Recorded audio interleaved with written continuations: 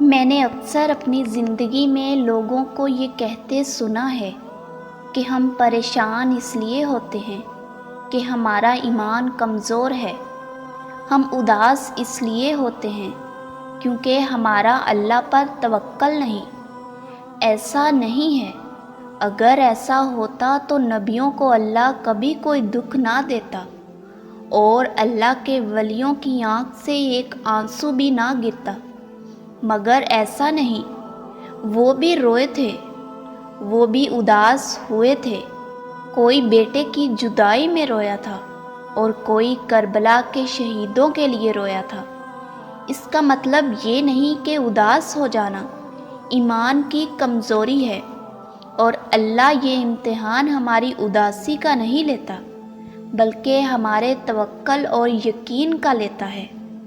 اگر آج ہم کسی چیز کو لے کر اداس ہیں تو کل کسی چیز پر خوش بھی ہوں گے۔